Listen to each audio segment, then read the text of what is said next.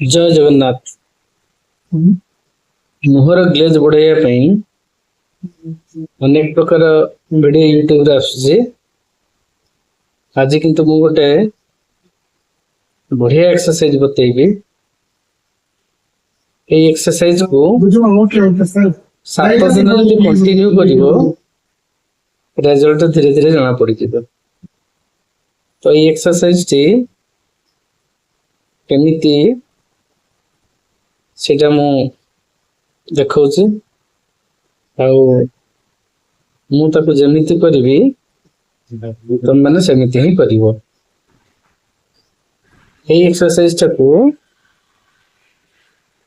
सकाळे निदर उठी सारला परे मुह धोई सारिबो। मुह धोई सारला परे ए एक्सरसाइज टाको 7 थर प्रत्येक दिन करिवो। 7 दिन भितर तुमको रिजल्ट मिल जिवो। तापर ताको कंटिन्यू करिवो सब दिन। तेबे सब दिन ही तुमरो मोर ग्लेज टा बड़ी बड़ी जिवो। तो वर्तमान में से एक्सरसाइज टा देखौछु, ध्यान र सहित देखो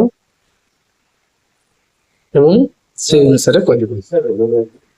हाथ दुटा को देखुछ, हाथ आंगुली ताको एमिति ठीक कपाल रे थइबो।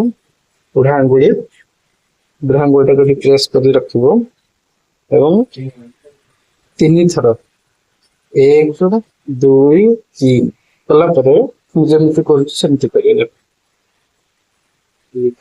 थरे हला पुणी इठ नबो, पुणी जेमिति कहले थइबा सेमिति थइबो। पुणी ताको प्रेस करिकि जेमिति करूछ सेमिति 1 2 3 1 2 3 1 2 3 1 2 3 1 2 3